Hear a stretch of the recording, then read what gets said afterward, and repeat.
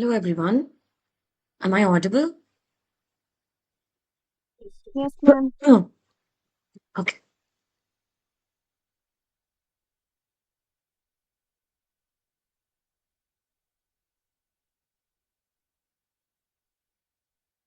Is my screen visible?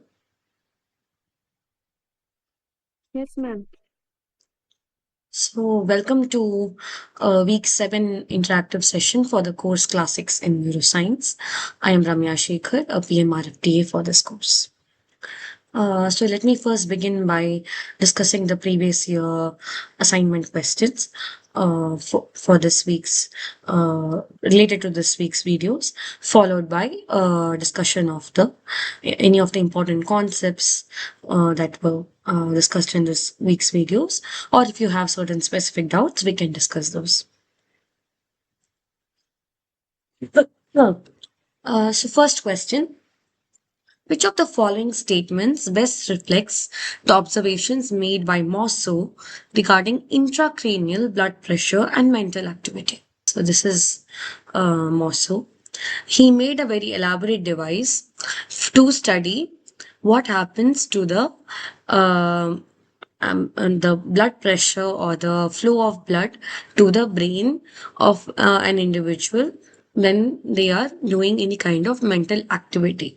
So, in case they are thinking or they are being subjected to some kind of stimulus, for example, some sound, what happens to their the activity of the whether there is a change in the blood pressure or whether there is any change in the flow of blood to the brain. This is what he wanted to understand. And he had also observed, so he had also made some observations initially that, for example, in infants in which their skull had not closed completely, in those cases, he had observed that there were pulsations in the brain, in the head, which were mimicking those of the heartbeat. So whenever, so it's similar to a heartbeat, there were pulsations in the head. He had observed that, and also in patients in which, in whom there were some problems where the skull was not completely closed, or there were some kind of patients in which they are the skull was not there was some part of skull which was open. In that case, he observed that they also had these similar kind of pulsations in the head. So he thought that there is some relation between the flow of blood to the brain with different kind of activities. And so this is a design of one of an equipment that he had designed. So basically the person or the individual is made to lay on this kind of seesaw like apparatus, and they are secured they are secured with belts on this apparatus, and basically the seesaw like apparatus can move. So whenever there is he had also made ways to control for the person's breathing and all.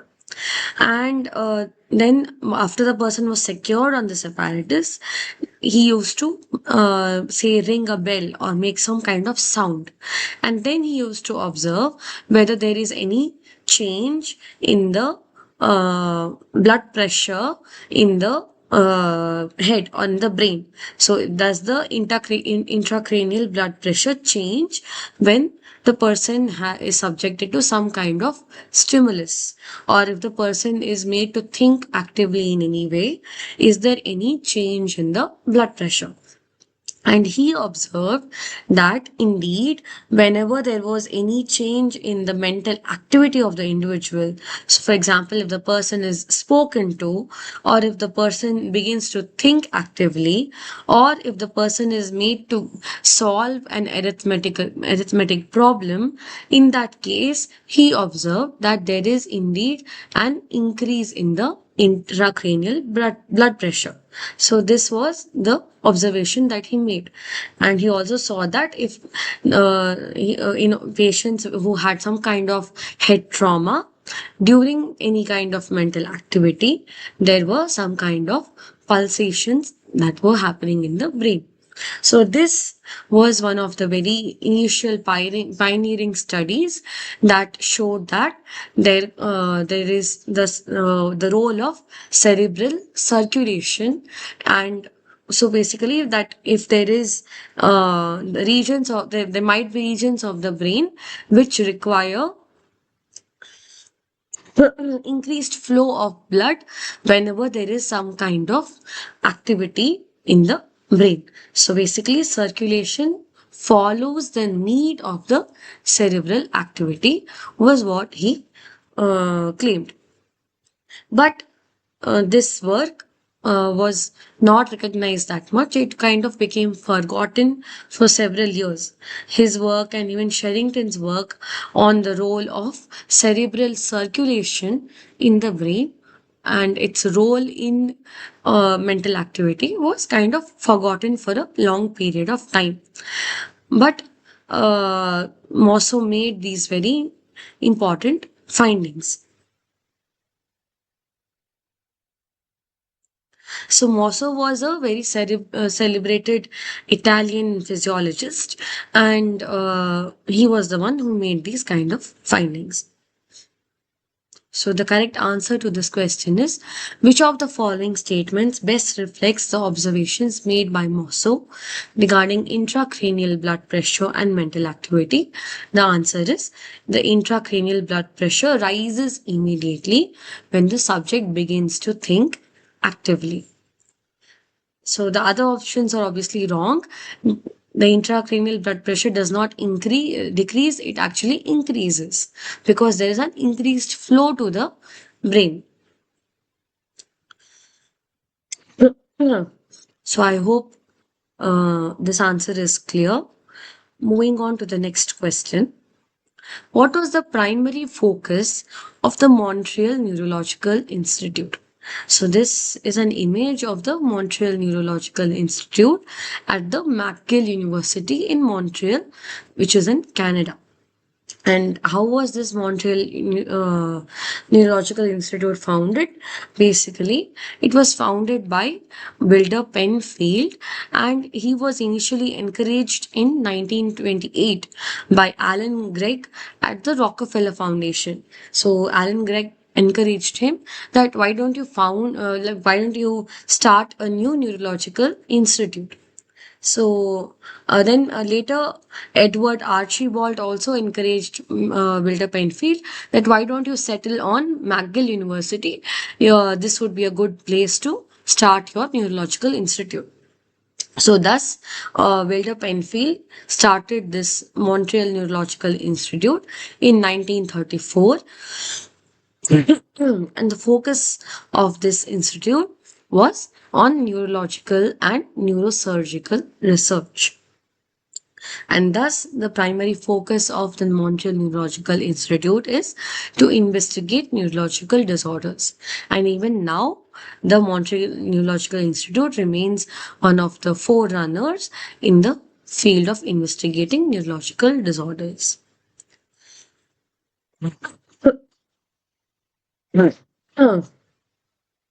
Next, which of the following statements best describes the findings of Seymour Katie and Carl Schmidt's research on cerebral blood flow? So here is an image of Seymour Katie. Let me go back to the text so that it is easier for us to discuss this. Yeah. So, Carl Schmidt was at the University of Pennsylvania and he was trying to understand how to study cerebral blood flow. And he was joined by this young investigator, Seymour Katie, at University of Pennsylvania to study this phenomenon of cerebral blood flow. So what they did was they decided to investigate the different components of such as N2O, oxygen, glucose, and they wanted to understand whether there is any change in the diffusion of these, basically whether there is any change in the delivery of these, of blood flow, glucose, and oxygen to different regions of the brain upon so when the blood is delivered to the brain, is there any change in the levels of uptake of these components in with respect to the change in local brain activity? So if different regions of the brain, when they are active, does the uptake of these components change in those regions? This is what they wanted to understand. So they developed a method to measure the arteriovenous differences. So the differences between the level in the artery and in the vein. So we know that the artery takes the blood to the tissue, and the vein brings the blood back away from the tissue. So if there is a difference in the arteriovenous, so if there is in the between the artery and the veins, that means that there has been an uptake of that particular component in that region, correct? Because in the artery, if something is present and if the levels of that are reduced in the vein, that means that there has been an uptake of that component in the tissue. So they first developed this method to understand the arteriovenous differences in N2O, and then they also extended the same to understand the differences in oxygen, carbon dioxide, glucose, and lactate. And they basically pioneered the use of different tracers to study to distinguish between the regional blood flow, the uptake of glucose, and oxygen consumption in different regions of the brain. And they found out that the activity in a region of the brain is closely connected with the amount of oxygen that is consumed by that region and the blood flow. Basically, that if there's an increase in activity in a particular region of the brain, that region also consumes more oxygen, and there is also more flow of blood to that region of the brain. And this was compared to muscle activity. But in muscles, what is the difference is that the muscles can, for certain periods of time, can, it is okay if, I mean, if they are not without oxygen. So they can carry out anaerobic metabolism for a period of time. Whereas this is not true for the brain. The brain is heavily dependent on oxygen. So, although the muscles can do without oxygen for a short period of time, the brain is heavily dependent on oxygen. And later, in the 1970s, this so they started off with using these kind of tracers to understand the cerebral blood flow, right? So later this led to the development of 2-deoxyglucose as a way of mapping the activity in the brain.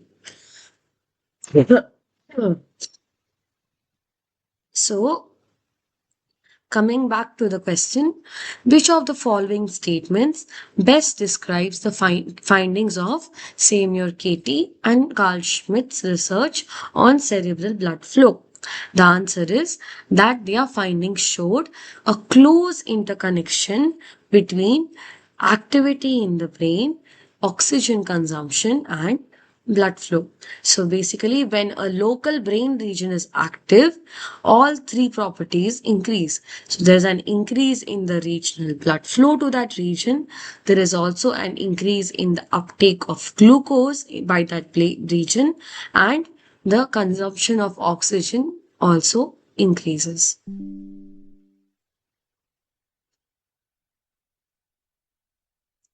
Next, spreading depression of Liao is associated with which neurological condition? So this is Liao.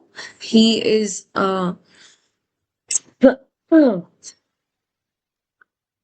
Yeah. Again, let me go back to the text. Yeah. So this is let me first discuss about Liao. So Liao was born in 1914 to an affluent family in Rio de Janeiro, Brazil. And he initially started medical school, but he had to discontinue that because of some kind of illness. Then he started a physiology degree at Harvard Medical School under Hallowell with Hallowell Davis and Arturo Rosenbluth. And in his degree project, he was told that you should why cortical investigate about cortical epilepsy and try to understand the role of electrical stimulation of the cerebral cortex.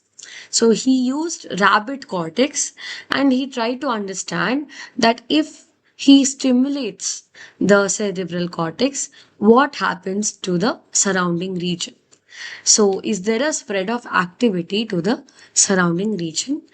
Uh, so, if he stimulates one particular region, what happens to the surrounding region?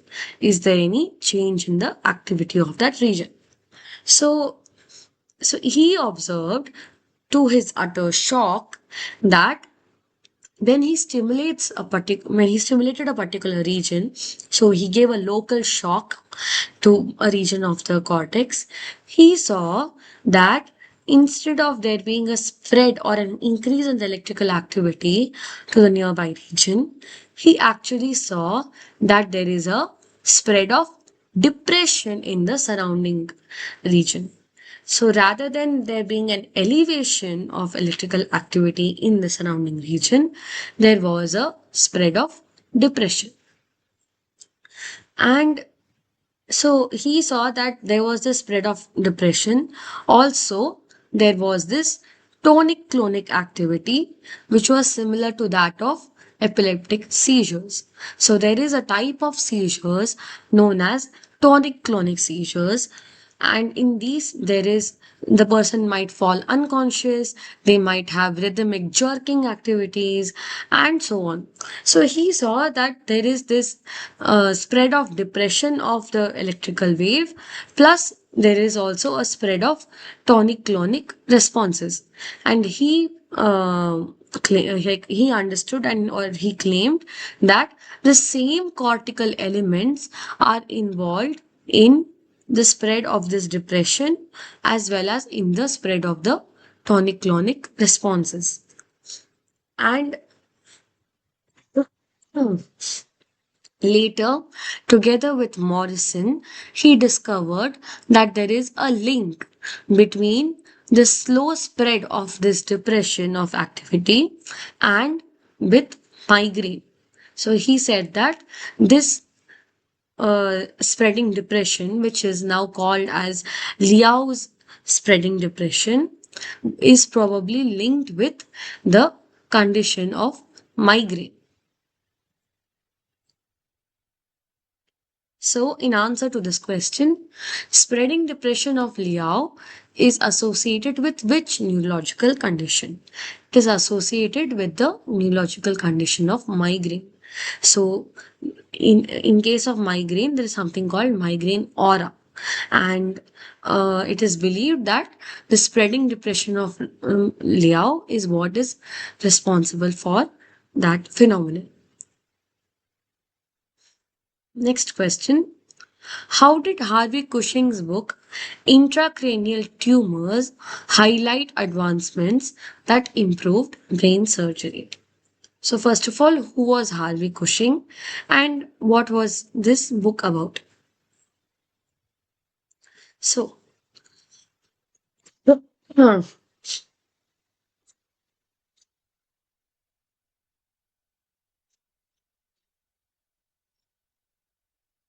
so Harvey Cushing can be regarded as a person who almost single handedly established the field of neurosurgery. He was so passionate about this, and it was like an all consuming passion of his life to establish the discipline of neurosurgery, because at that time neurosurgery was not very it was in a very disordered state. It was not a very formal discipline. They were not, in fact, neurosurgery was not regarded as a like, it was it was very at a very primitive state. And he was the one who brought neurosurgery to the forefront and established it as a field. So let me first discuss a little about Harvey. So Harvey Cushing was born in Cleveland, Ohio. He came from a family of physicians. So many he was I don't know, how like how many people in his family were physicians, but he came from a long lineage of physicians. So then he trained at he studied undergraduate at Yale, and then he trained in medicine at Harvard. And then he did an internship at Massachusetts General Hospital. And he trained in surgery under William Halsted. So Halsted can be regarded as one of the people who rigorously developed surgery in the United States. So his training under Halsted is supposed to have influenced him to rigorously develop the surgery with a level of rigor that like the standards of increase the standards of surgery basically. So he trained in surgery under William Halsted, and then he became Halsted's chief resident and instructor in surgery. And he was keenly interested in neurological cases, specifically in trigeminal neuralgia. So William Osler advised Harvey Cushing that why don't you take off some time and get to know about how the leading scientists of Europe are actually working on with regard to neurosurgery, or with regard to neurology in general, because at that time Europe was regarded as was regarded, you can say, as the center of the world, because the Americas was still the new world. So European scientists and their science was regarded as much more advanced and superior at that time. So at that time, he listened to William Osler's advice, and he took off some time, and he he met Horst Lee, who was at London in uh, in Queen Square. And then he also worked with Kronecker at Switzerland. He visited Mosso at Italy, and then he worked with Charles Sherrington, and so on. Just a minute. Yeah. Then,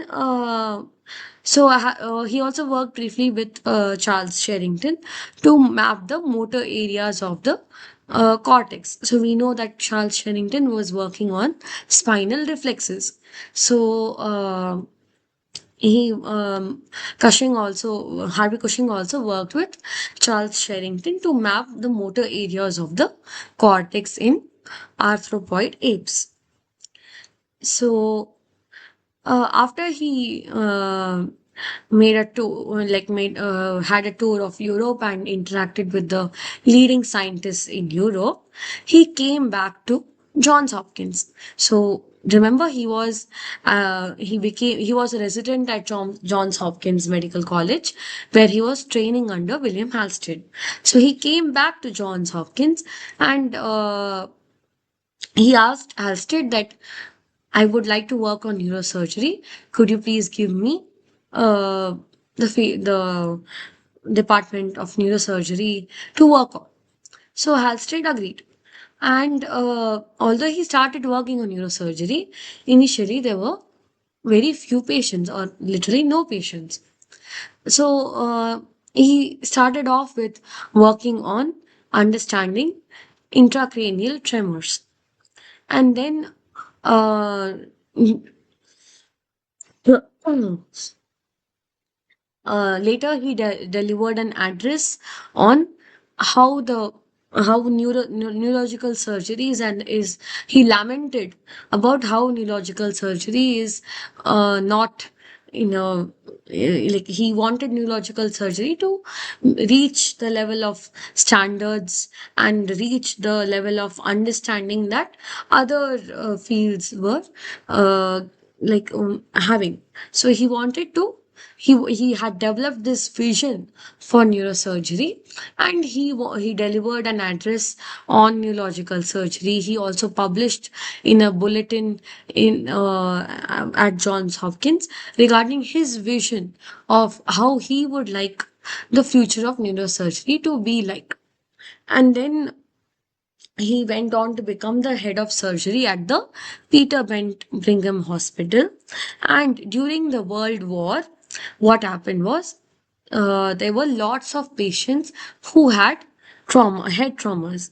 So what he did was, at that time, since there were lots of patients, he started treating those patients. He started performing surgeries on those patients, and because of his intense rigor with which he had started developing surgery and specifically neurosurgery, in his hands, the level of mortality of patients had reduced to almost 7.4% from 50%. So initially, so there were in other centers where like other surgeons were working, the level of mortality was 50%. But where like Cushing was doing surgery, the level of mortality was only about 7.4%. This is because of the the standards of surgery that he had established at his department. So, so much so that like the military officials and the the people in the military who were seeking his help for the uh, for the patients of the World War, they specifically would request for Cushing to perform surgery on their soldiers because of the dramatic reduction in patient mortality that had taken place, because of the way Cushing was carrying out his surgeries. So, what are the different innovations and techniques that Harvey Cushing pioneered, that were responsible for this dramatic reduction in mortality? Were these. So, what is that? One was decompression to relieve the tension in the brain. Next was about his approach to wound healing. Then, so this is not an exhaustive list. He has done a lot. He has identified many other innovations, but I'm just telling you about some of the innovations that he has identified. So these were the innovations that he identified or he pioneered, and many of which led to great many of these were precursors for even more important innovations. So coming back, uh, okay, we have not discussed this yet.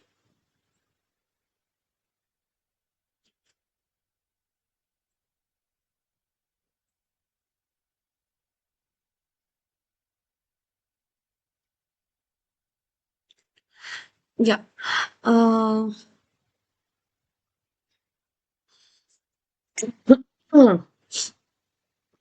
so he is someone who pioneered all of these different kinds of innovations, and it is because of his work that many there were like there was a dramatic reduction in patient mortality.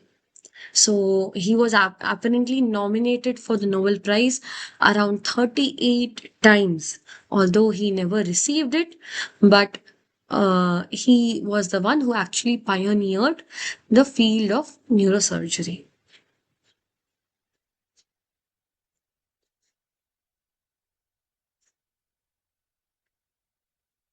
And in fact, he was also responsible for identifying this uh, kind of disease called Cushing's disease. So we'll come to that where, in a little while.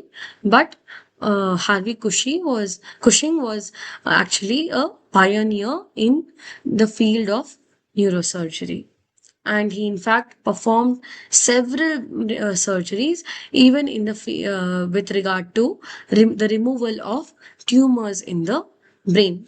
So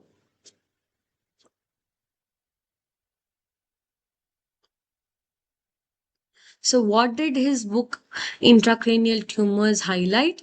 His book basically highlighted the advancements in enhanced accuracy in tumor localization.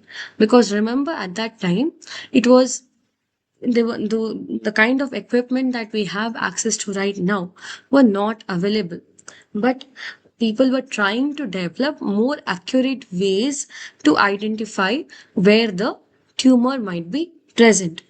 So in fact, uh, I think it is.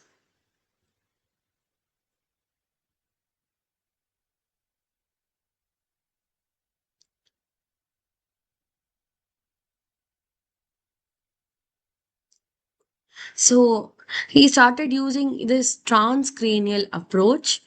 So basically, and So initially, Oscar Hersich was using the transsphenoidal approach, basically through the nose, whereas Harvey Cushing started using the transcranial approach to reach the pituitary tumor. So the pituitary tumor in the pituitary gland were like to access that tumor, he started using this transcranial approach, which became the more favored technique from the 1950s onwards. And so Cushing wrote this book called Intracranial Tumors, and that highlighted that how can you accurately reach different kind of tumors in the brain with as little uh, damage to other regions of the brain, because whenever you open up the brain and you try to perform any intracranial surgery, remember that you're not just trying to remove that particular tumor, but you're also damaging other regions of the brain when you are cutting through them. So his book highlighted that how can the tumor be localized more accurately and also be removed with the least level of damage. Next, what was the primary utility of the early stereotactic device built by Horsley and Clark? So what does stereotaxy mean? So stereotactic devices were basically those that I think I have the image somewhere. Yeah. So a stereotactic device is basically something that will help you locate the precise region of the brain which requires any kind of intervention.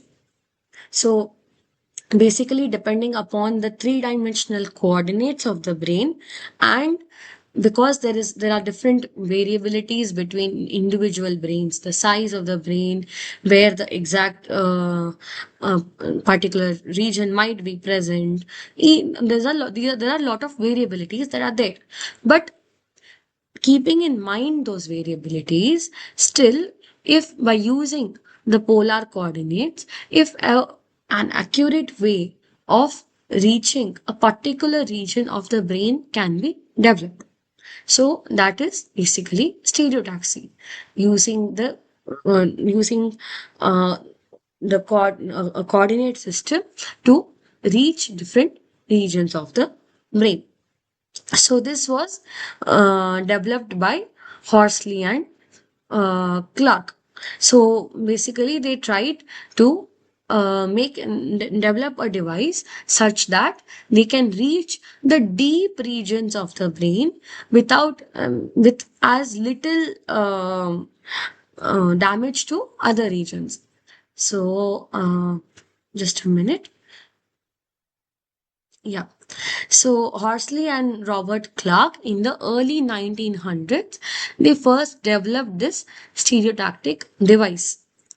But it was not used like this was although it was developed by them, but there were considerable refinements that were still required, and they continued to be made over a period of time. But Horsley and Clark were the first to develop this kind of practical device for the use of stereotaxy in brain surgery. And what was the purpose? The purpose was to standardize brain surgery, because it was becoming so each individual brain, because it was difficult to access different structures without damaging other regions, there was a requirement to standardize brain surgery such that there is very less disruption but also precise lesioning that is possible.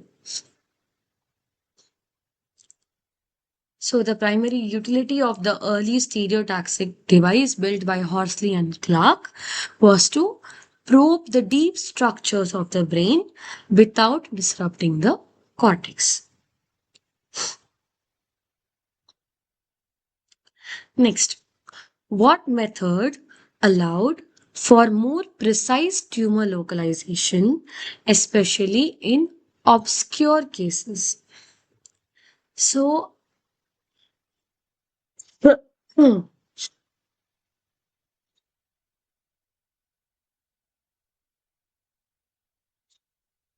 I think it is,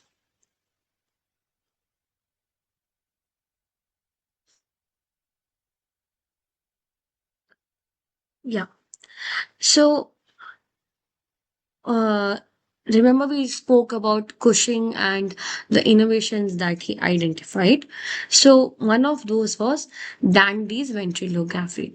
So, Walter Dandy developed uh, uh, this technique called Dandy's ventrillography. So basically, what is that? So this is an image showing the procedure. So basically, in Dandy's ventrillography, they used to drill a hole in the skull. This is called a burr hole. And by drilling a hole in the skull, the cerebrospinal fluid that was present in the uh, skull, that was substituted with air. And because of the substitution of the CSF with air, the air acted as a contrast medium, and they used simple X-ray imaging to image the brain. So this was a procedure that was developed by Walter Dandy.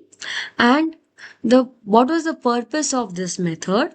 The purpose was of this method was to locate the tumor more precisely, especially in cases where it was not it was not sure where that tumor was located. So in that, so this was one of the early imaging techniques, you can say, where the the skull was drilled with a hole, drilled to form a hole such that uh, the brain could be basically imaged. So, so this is Dante's ventrillography. On this basis, there was one more technique that was developed. We will talk about that in the upcoming slides. So, next question. Which device was used by Lars Lexell for making precise lesions in the globus pallidus? So, if you remember, in we have in the previous week's lecture videos, Lars Lexell, sorry, just a minute.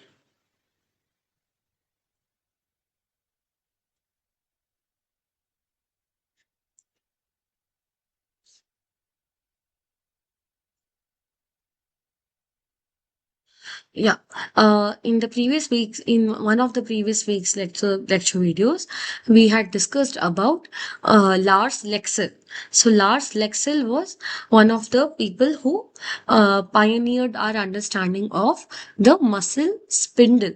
Remember, he was the one who discovered the innovations of the muscle spindle and the functioning of those innovations.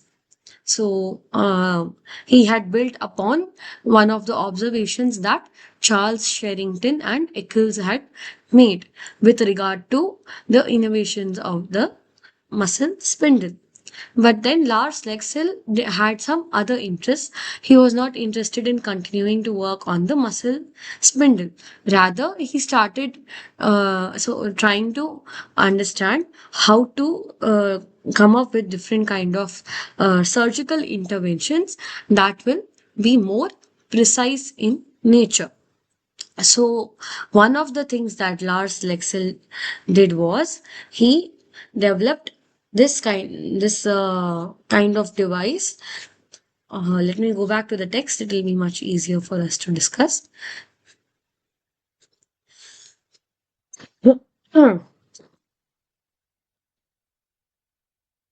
So Lars Lexell used the polar coordinates to basically produce lesions or damage in the basal ganglia. So this technique was called as pallidotomy, and this was very important in the treatment of Parkinson's disease. So Lars Lexell contributed greatly to surgical treatment in Parkinson's disease. So this use of polar coordinates by Lars Lexell to produce lesions in the basal ganglia. This procedure, which was called as pallidotomy, for that he developed this kind of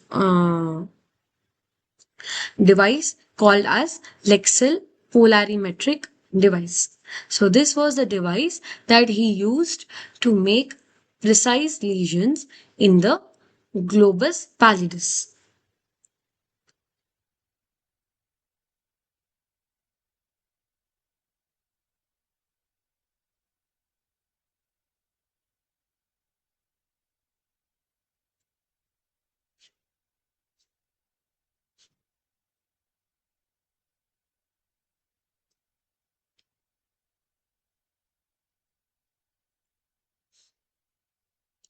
Next question. What condition has come to be called Cushing disease based on the attributed cases collected by Harvey Cushing in 1912? So we discussed about the contributions of Harvey Cushing and how he pioneered the field of or the discipline of neurosurgery. And so one of the things that Cushing observed was so he was presented with a patient who had these kind of characteristics. So the symptoms that the patient had. So it was a female patient who presented with obesity, hairiness, and overdeveloped secondary sexual characteristics. And Cushing realized that these symptoms were because of the presence of primary adrenal tumors. So basically, tumors in the adrenal gland. Or in some cases, he observed that it could be because of adrenal hyperplasia or basically increased growth of cells in the adrenal gland caused by, that is secondary to, stimulation by pituitary tumors. So either because of direct primary adrenal tumors or tumors in the adrenal gland itself, or because of hyperplasia of the adrenal gland caused by increased stimulation by the pituitary gland because of the presence of tumors in the pituitary gland. That is the reason for these kind of symptoms that Cushing observed. And because of his uh, because he identified this kind of disease, and he also worked on several cases with respect to these symptoms, and he operated on several patients with respect to these symptoms. This condition became to be called as Cushing's disease. So these cases that Cushing collected, and some of those whom he operated on, and in which he identified that there might be this kind of adrenal hyperplasia, was came to be known as Cushing's disease.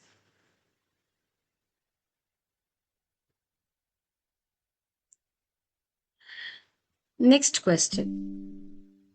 What tool was first used to study the functional state of the brain in neurology? So, so let me give you a little bit of a backdrop or a revision regarding how the beginnings of neurology were. So, the initially in the late 19th century, and in the early 20th century, at that time was the when neurology actually started, because of the establishment of the London Hospital at the Queen's Square in England. So that hospital initially came was known as National Hospital for the Relief and Cure of the Paralyzed and Epileptic at Queen Square in London.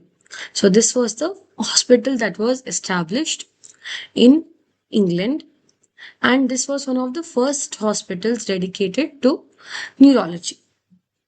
So, this is when neurology originated in England, and uh, people slowly started to understand that there should be more work with regard to neurology. But the problem was that there was no clear differentiation at that time between mental disorders and disease of the nervous system. And at that time, because of Sigmund Freud's work on psychiatry, there was a very intense growth in psychiatry, and that actually overshadowed or slowed down the independent emergence of neurology. And there was also a lot of disorder in the practice of neurology between different medical institutes and hospitals and so on. And very few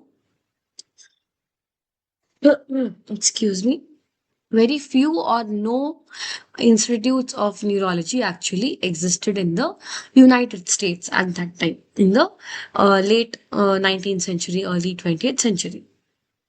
And it was only after the Flexner report that it was recognized that there should be an increase in the practice of neurology. And that caused a rapid increase in the number of practicing neurologists from around only 100 in the 1930s to more than 1,400 neurologists in 1950s. So basically in these 2 decades there was a rapid increase in the number of neurologists and the practice of neurology. But the problem also was that in the late 19th century and early 20th century, there wasn't any technique or there was any tool that would enable neurologists to actually study the functional state of the brain. They were only able to, initially at that time, when they were only able to understand, or they were, as in, they were only able to categorize the symptoms. So they were able to take a look at the symptoms, that these are the different symptoms that are happening and in this patient, and they are the this is how the symptoms are progressing. That's it. They were not able to actually give like study the state of the brain or come up with any kind of cure. So that is one of the reasons why neurology was, the study of the practice of neurology was actually very limited. So most neurologists also had to practice as practice other like fields of medicine, or they had to practice psychiatry, for example. They were not able to sustain on neurology alone. It was only after the use the discovery of the electroencephalogram in 1929, or EEG in 1929, in Vienna, by Hans Berger, that people or different laboratories actually started adopting EEG to study the electrical activities of the brain. So, how that started was, they started using electrodes that are glued to the scalp, and using that, they using an oscilloscope, they try to understand the waves, or the sound field potentials from the brain. And using that, they were able to do two things.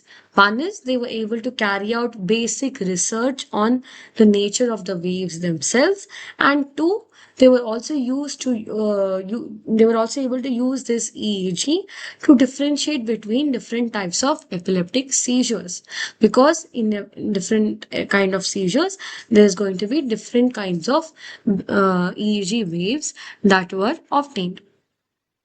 So, EEG was the first tool that was able to provide neurologists with some kind of objective data regarding how the brain actually functions in health and disease. So, what was the first tool to study the functional state of the brain in neurology? That tool was electroencephalogram, or EEG.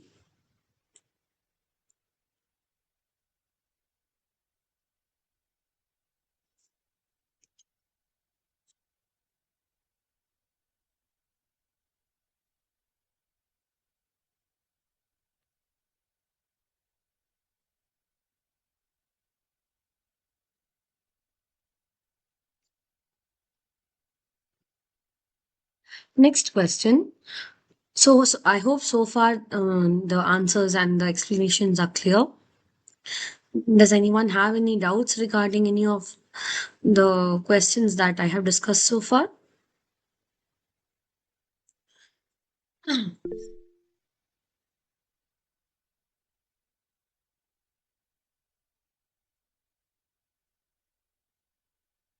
If you have any questions, feel free to share with me in the chat box, or you may unmute yourself and ask, or you may like, after going through this session, you can write down your questions in the discussion forum. That is also fine. And be happy to answer your questions. Let me move on to the next question. Who is considered the father of British neurology? So, like I said initially, there was no there were no hospitals dedicated to neurology.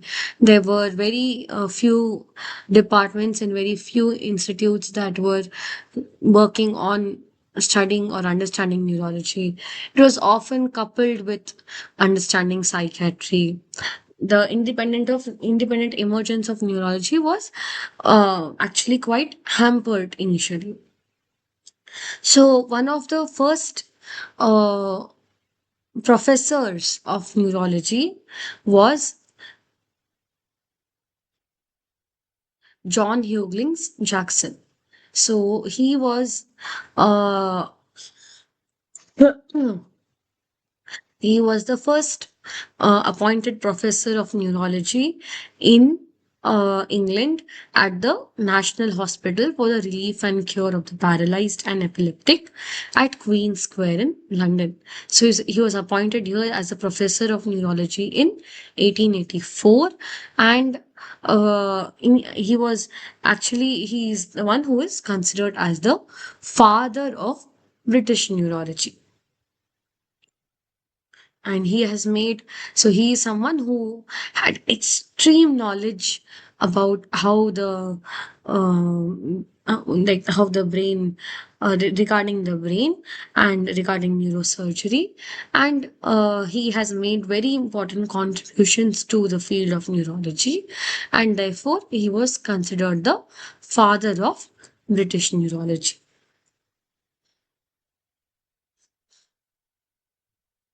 So just let me go back to the text in case.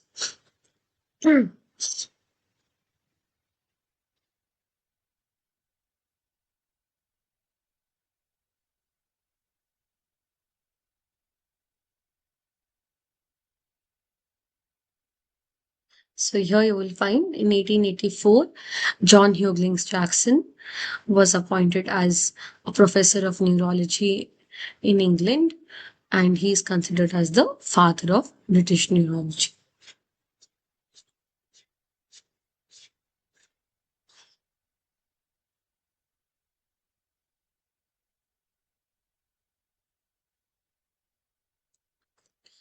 Next question. What significant advancement did Stanley Cobb contribute to in neurology? So, this is an image of Stanley Cobb. He was the one who actually established the first neurological teaching unit, and he did that at the Harvard so this was called the Harvard Neurological Unit that he established. This was the first neurological training unit in the United States, and it was a part of the Boston City Hospital, and he established it in 1925 using support from grants from the Rockefeller Foundation. And the Harvard Neurological Institute actually contributed to several great advancements in the field of neurology. In fact, it was at the Harvard Neurological Institute where the use of derivatives of barbiturates were discovered for the treatment of epilepsy, or basically as the first anti-epileptic drugs. So that happened, those discoveries or those contributions happened at the Harvard Neurological Institute.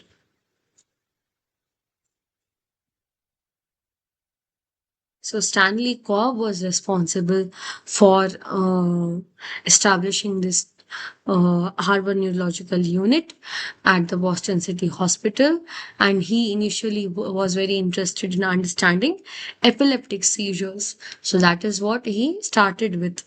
And with William Lennox, he tried to understand how the whether there was the onset of seizures or the cause of seizures was due to changes in neurochemistry of the brain. So he recruited William Lennox and together with him, Stanley Cobb tried to understand whether the cause of seizures was actually a change in the neurochemistry of the brain. And later, Stanley Cobb moved from the Harvard Neurological Unit to the I think he moved to the, if I'm not wrong, to the Massachusetts General Hospital. And he was succeeded by Tracy Putnam, and Tracy Putnam and Houston Merritt together were the ones who discovered the phenyl derivatives of barbiturates for the use as anti-epileptic drugs.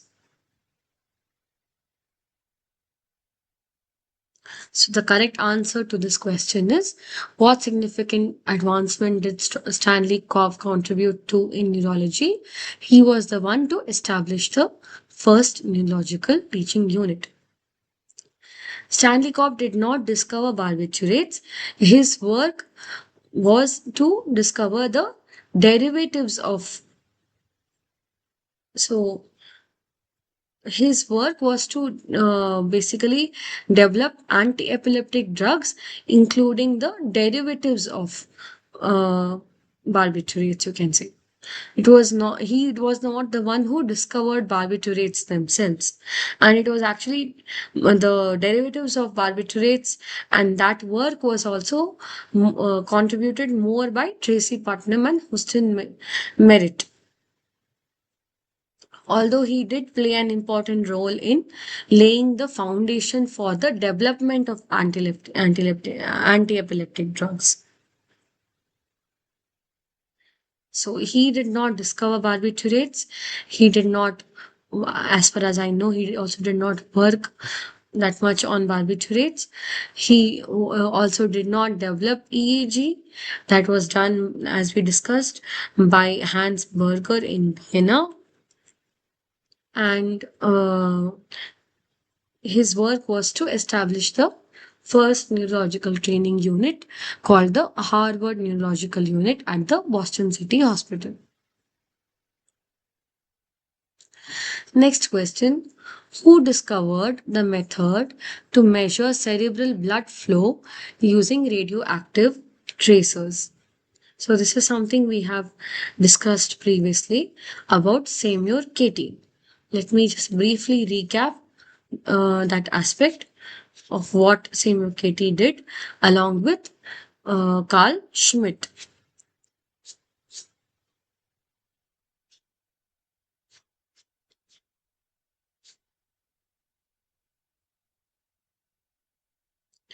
Yeah.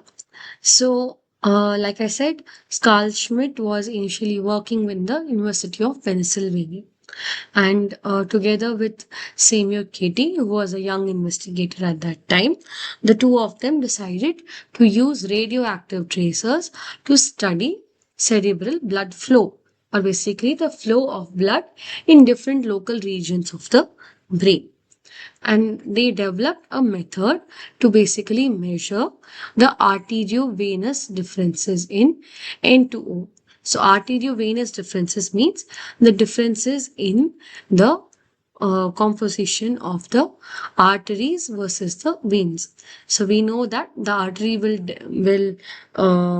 deliver deliver different components to the tissue, whereas basically the artery will deliver blood to the tissue, which contains different components, and the vein will take away blood from the tissue.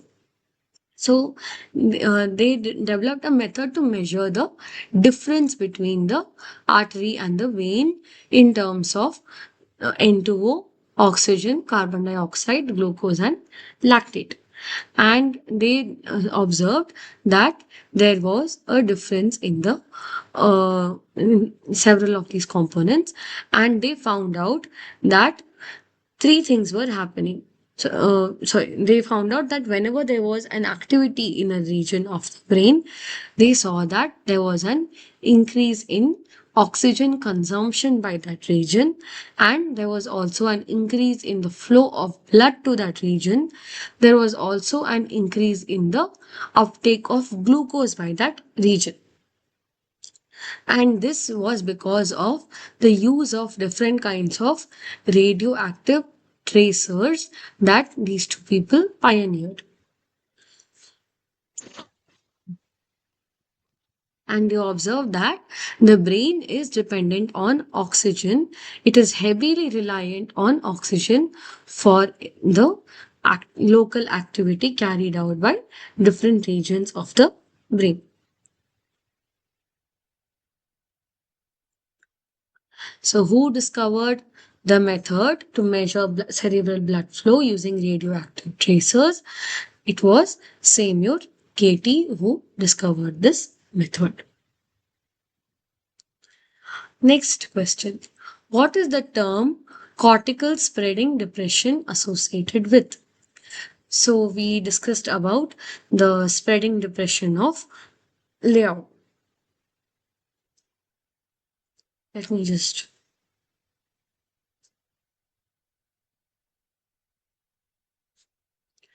Yeah. So we discussed that Liao was born in Brazil.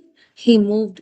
So initially he started studying medicine, but he dropped out because of an illness, and he started studying psychology at Harvard Medical School. And he observed that when he performed an electrical stimulation in the cortex of the rabbit, he observed that he was expecting that this electrical stimulation will actually spread the electrical activity, and it will cause an increase in the electrical activity of the surrounding cortex. That was what he expected. But he observed that rather than an increase in the electrical activity, there was a notable spread of depression in the surrounding ongoing electrical wave activity. Basically, rather than an increase in the activity, there was a depression or a decrease in the electrical activity in the surrounding cortex. So, this was termed as the spreading depression of Leo. And he also observed that in addition to the suppression of the electrical activity of the neighboring cortex, surrounding region of the cortex, there was also a tonic clonic activity that is reminiscent of what happens during epileptic seizures. So he proposed that the same cortical elements are involved in both the spread of the depression in the cortex as well as the spread of tonic clonic responses during epilepsy. Later, he observed that there is so there was a spreading depression, right? So there was a reduction in the activity. But he observed that in the PL blood vessel, there was vasodilation and increased flow of blood when this spreading depression happened. Later, Liao and Morrison showed that there was a link between the spread of this depression of Liao and the drifting movement of scotomas in migraine. So, migraine is basically a disease or a disorder in which there are local regions of headache. And so Liao and Morrison showed that there is a link between this slow spread of depression with the pathology of migraine. But this was initially not accepted. People were saying that this depression of Liao is probably an artifact. In fact, his own mentors were not convinced by Liao's experimental observations. But later, his Martins Ferreira also observed in the retina of the frog that indeed there is a spreading depression that happens. And this kind of gave credence to what Liao had shown, that there is indeed a spreading depression in the surrounding regions of the cortex upon the electrical stimulation of a particular region. Later, Peter Milner showed that this Liao's spreading depression is actually correlated with the experiments of Carl Lashley on the scotoma movement in migraines. So it was slowly it became to be accepted that the spreading depression of Liao has something to do with migraine and also has something to do with flow of blood in the different regions of the brain. And nowadays, it is people use fMRI or functional magnetic resonance imaging together with magnetoencephalography to understand this or to track the spread of the spreading depression of Liao in human patients. So, what is the term cortical spreading depression associated with? It is associated with the pathological condition called migraine. Next question. Who coined the term psychosurgery? So, initially, when Harvey Cushing pioneered neurosurgery. It was realized that this kind of surgery for the treatment of different kind of neurological problems can also be extended. Not, I mean, so Harvey showed that we can use surgery for neurological disorders. For example, it can be used for epilepsy. Then it was later, I mean, people understood that why not use it just for neurological disorders, but it can also be used for psychiatric ailments. So, for mental health problems, also, this kind of surgery can be used. So, that was shown, I mean, that was this idea came from Antonio de Igas Moniz. I'm sorry for the pronunciation. I'm not sure how to pronounce that person's name, but he was the one who showed that this kind of surgery can also be used in the case of psychiatric disorders. For example, in the case of individuals who had like, for example, even now it is used in the case of uh, say depression, but it was it was pioneered by Antonio Igas Moniz. I don't know how to sorry, Degas Moniz. I'm sorry for the incorrect pronunciation, but that person was the one who came up with this term called psychosurgery, and this was used increasingly by different people across the world to uh, for different kinds of psychological conditions or psychiatric diseases such as schizophrenia. Even now some of these psychosurgery related treatments are used for depression, and then for like individuals who were extremely hyperactive, or individuals in whom it was shown that they are having too much aggression and so on. So this kind of surgery came up, and it was termed as psychosurgery by this individual. So who coined the term psychosurgery? It was coined by Antonio de Igas Moniz. Next, what surgical technique was pioneered by Lars Lexell? So we discussed about how Lars Lexell was interested in trying to develop relatively more accurate, less damaging, more precise kind of surgical techniques. So one of the things we discussed was that he used a kind of device for just a minute, let me go back to the text.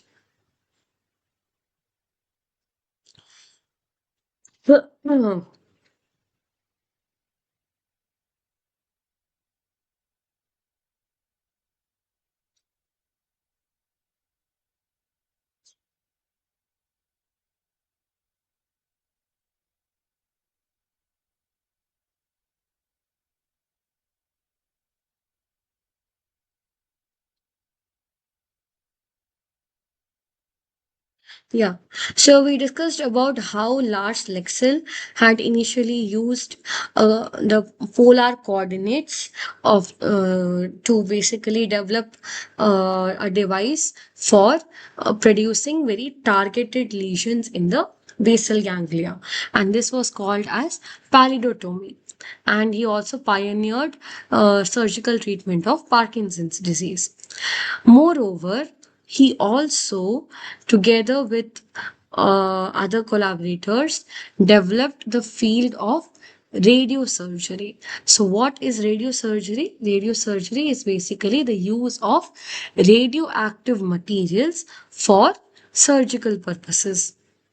So, together with Larson in 1951, he performed an operation to use targeted beams of protons on certain areas of the brain for uh, surgery. And he also developed the use of gamma knife using radioactive cobalt.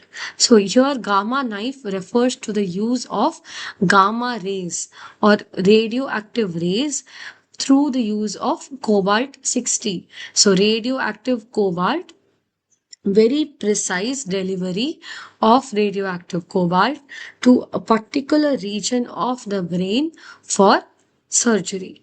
And this was developed by Lars Lexell, and this is called as gamma knife radiosurgery. So here you can see that the patient's head is immobilized, and you can see that they have used stereotaxy, or you can see that there is a clamp like structure in which the precise coordinates of the brain can be located.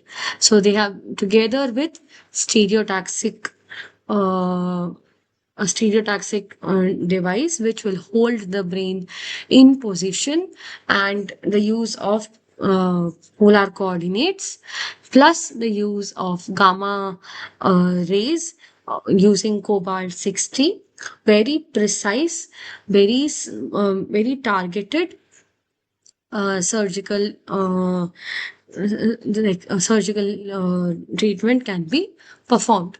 This is used this is used even in the modern day, and this technique was called as gamma knife radiosurgery, and this was pioneered by Lars Lexell. Next question: what was the primary aim of the early stereotaxic devices? So this we have already discussed several times. So the primary aim of these earliest stereotaxic devices was to standardize brain surgery, because different individuals had different there was a variability in the size of the brain, and it was difficult to understand which region of the brain should be targeted and how to target that region. So there was a requirement of standardization of brain surgery, and this was achieved by the use of stereotaxic devices, basically the use of polar coordinates and for extremely targeted precise lesioning of a particular region of the brain. Next question: what was Harvey Cushing's significant contribution to neurosurgery? So we have discussed what the role of Harvey Cushing was to neurosurgery, and we know that because of several of his innovations that we discussed about how he developed methods for decompression, how he developed methods for preventing fungal infection by the use of particular types of surgical needles and threads, and so on, and the use of local anesthesia in the brain, and several kinds of apparatus, and his interest in research on non-human primates. Several of these innovations that he made, he is regarded as someone who pioneered the field of neurosurgery. And he, because of his pioneering innovations, he was able to reduce the rate of mortality because due to injuries to the brain to a dramatic 7.4% as opposed to almost 50% in the case of other surgeons. So his significant contribution to neurosurgery was the reduction of neurosurgery mortality rates because of his several pioneering innovations. Last question: which neuroimaging technique overcame the limitations of pneumoencephalography? So, what was pneumoencephalography, first of all, and what was the other technique which overcame the limitations of this pneumoencephalography? So I discussed with you about the Dandy's ventrillography, right? I told you about Walter Dandy, who developed this technique called Dandy's ventrillography. So in case of Dandy's ventrillography, what was done was that there was a hole that was made in the skull, and through this hole, what was done was that the CSF, that is the cerebrospinal fluid that was there in the brain, that was replaced by air, and that allowed the so air was able to act as a contrast agent to visualize the structures in the brain by X-ray. That was Dandy's ventrillography. That was for the visualization of structures in the brain. But there was also this other technique called pneumoencephalography. So, what was pneumoencephalography?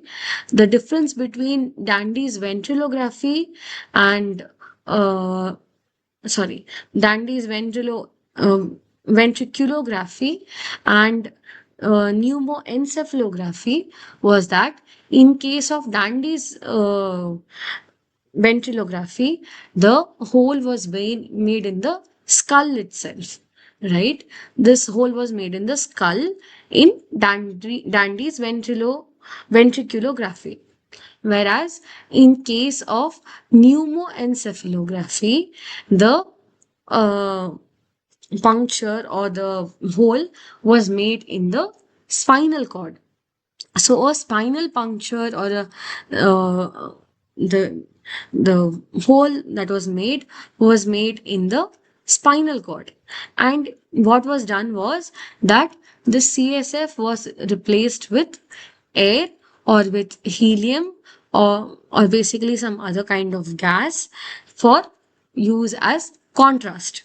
So again, the CSF was replaced with air or helium or some gas, and simple X-ray was used to detect was used for imaging. But the problem was pneumoencephalography had a lot of side effects. So the individuals used to have severe headaches, vomiting. They had to suffer through intense pain. They also had to uh, go through a lot of discomfort because they were made to, so they were actually strapped to a device, and they were even rotated upside, that device was even rotated upside down, and they faced a lot of discomfort and pain as a result of the pneumoencephalography technique. But initially, only this pneumoencephalography technique was available for visualizing the was available for imaging the brain. So in that case, there was I mean, at that time, there was no other option. So for several years, it was the Dandy's ventriculography and the pneumoencephalography, which were used for the imaging in the brain. So here you can see that this is uh, an image of the pneumoencephalography technique. And as you can see, it is not does not have very good resolution. You can barely make out any of the structures in depth.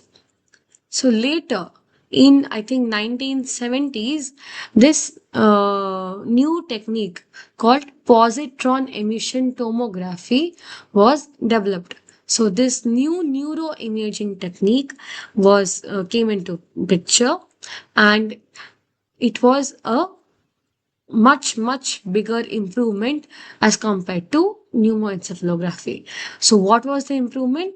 One, pneumoencephalography was a extremely invasive technique, right? Whereas positron emission tomography or PET is a relatively less invasive technique. Why? Because the principle of positron emission tomography is basically the use of radioactive material. So, in PET, basically the radioactively labeled fluorine is used.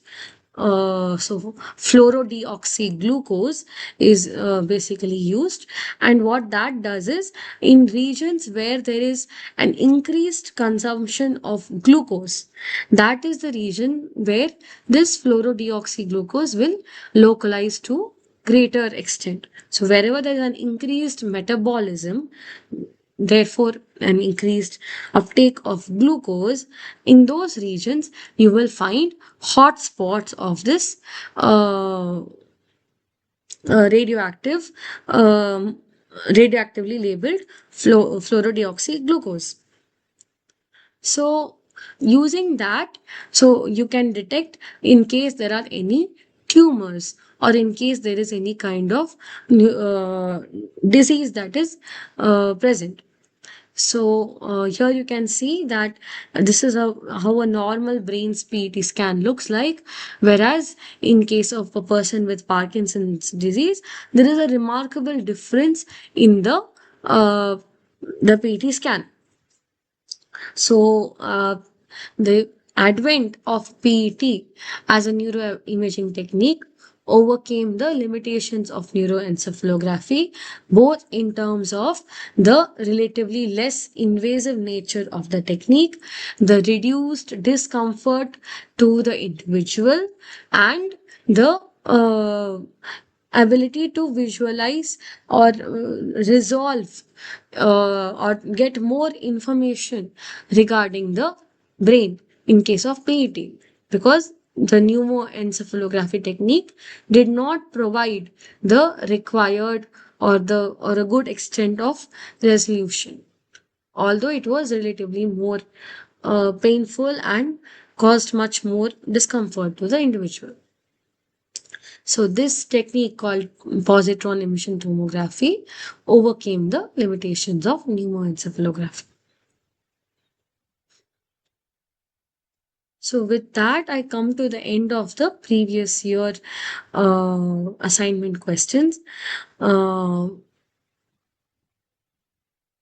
with regard to the PET, I think you will find it in the text in this place. One second, let me just show you where PET has been discussed.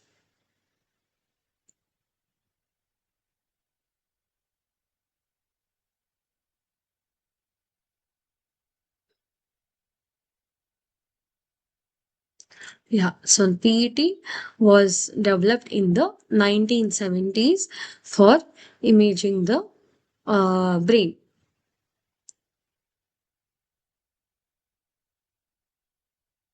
I think it is also there in another part of the text. Just a minute.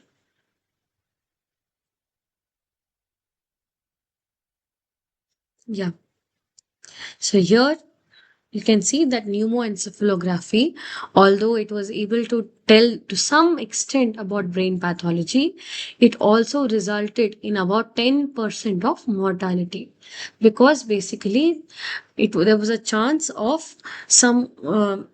Remember, you are actually getting rid of the cerebrospinal fluid, and you're introducing air or some other gas, and you're subjecting the person to intense, like you're moving the person upside down or to different positions, and the person is already in a lot of pain, and there's a lot of side effects that are happening. So that's why pneumoencephalography had a lot of problems. And later, when PET came into the picture, it helped greatly in the visualization of the brain, but also with reduced mortality. So there was almost no mortality associated with PET.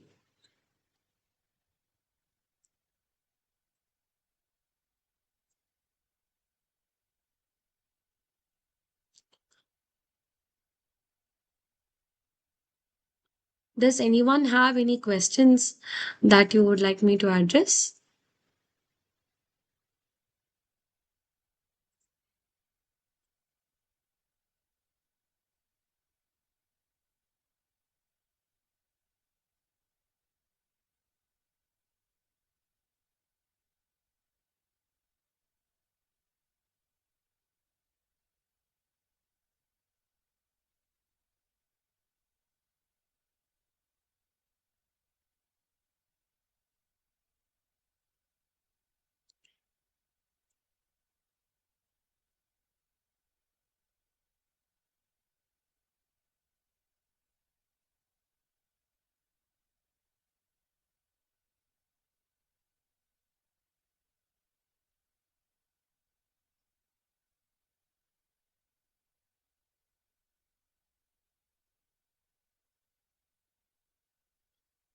Okay, in that case,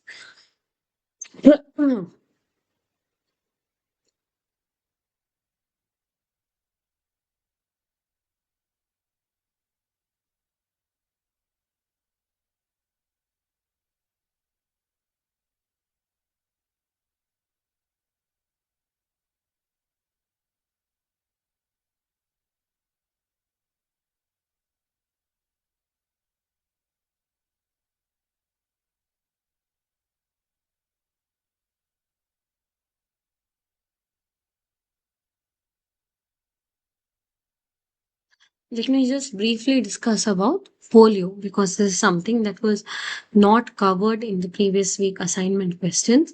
So, this is also a very small but important topic in the field of neuroscience. So, let me just touch upon this topic about the eradication of polio. So, polio or poliomyelitis is a disease that is, it's a neurological disease that is caused by an infection by a virus, and it causes infantile paralysis. And some of the notable people who were affected by this disease include Bert C. Renshaw and Franklin D. Roosevelt. So, Bert C. Renshaw, we know, was a young investigator who worked on, who basically predicted or who worked on the idea that, so he did some recordings which showed that there might be certain cells or certain entities that are capable of uh, giving a reciprocal inhibition or a feedback inhibition in the uh, in case of the spinal cord, if there is any excitation of the motor axons in the spinal cord. Through his recordings, Bertsey showed that there might be certain cells or certain he predicted basically that there might be some components which are responsible for the inhibition or the hyperpolarization of the motor neurons themselves. So, although Bertsy Renshaw was the one who initially used recordings to show this, he unfortunately died early because of polio. And later, it was Jack Eccles and his group of collaborators who actually elucidated the presence of interneurons, which are carrying out the function that Bertsy Renshaw had predicted. And Jack Eccles, in memory of Bertsy Renshaw, had named these kind of interneurons as Renshaw cells and the pathway as the Renshaw cell pathway. And this is something we have discussed in the previous week in one of the previous week lecture videos. So that was Bertsy Renshaw, and he was also one of the famous victims of polio. Another victim of polio was the American president Franklin D. Roosevelt. And of course, polio has resulted in the paralysis and death of several people worldwide. And in India, till date, we know that in uh, eh, in young children, the polio doses are given at local levels. There are centers at which polio doses against polio are or the oral attenuated viral doses against polio are given to children to completely eradicate polio. So initially there was no cure, but cure started with the development of tissue culture. And what was so basically how did it start? The virus was grown in monkey cells. So the virus was identified and grown in monkey cells, and it could be grown in large quantities in test tubes. And this enabled, because the virus could be identified and grown, and it could be grown in good quantity, it was possible to develop a vaccine against this virus. So, John Enders at Harvard and Thomas Weller and Frederick Robbins, these people were credited with the successful isolation of the virus from fecal samples. And they received the Nobel Prize for their work, although it was actually Jonas Salk and who produced an injected inactivated form of the virus, basically a vaccine, and Albert Sabin for promoting an oral attenuated version of the virus. But it was John Enders, Thomas Weller, and Frederick Robbins who received the Nobel Prize for the isolation of this uh, virus, and which basically helped us to eradicate polio worldwide.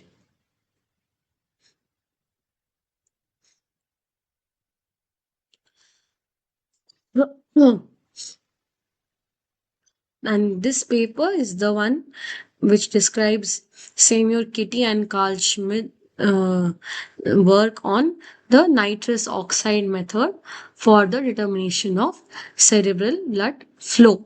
The one that we discussed about how they were able to detect the arteriovenous, the differences in the arteriovenous composition of nitrous oxide, and they also extended this to other gases like oxygen and carbon dioxide and so on.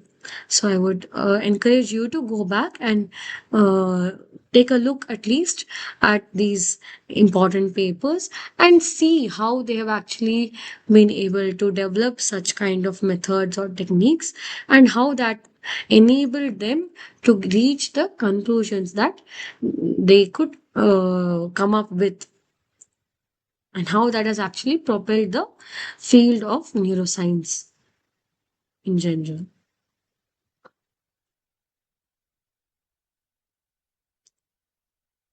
So, does anyone have any questions? I hope you have been able to understand whatever has been discussed so far in today's lecture videos, sorry, today's interactive session. Uh, in case you have any particular questions, I would.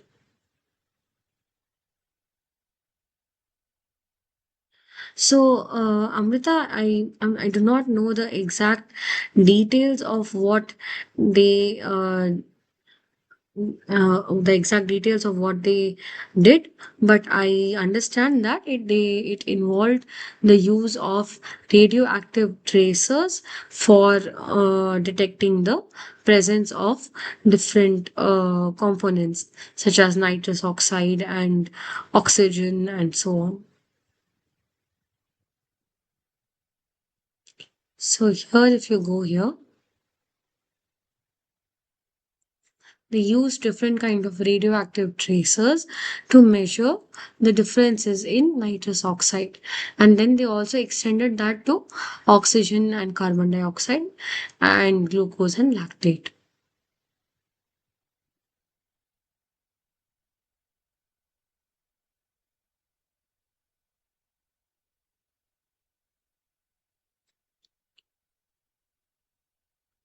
So with that, um,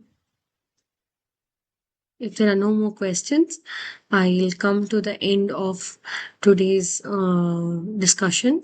Thank you very much for attending. uh, Please feel free to ask any questions related to the session in the discussion forum. Have a very good weekend. Thank you very much for your attention.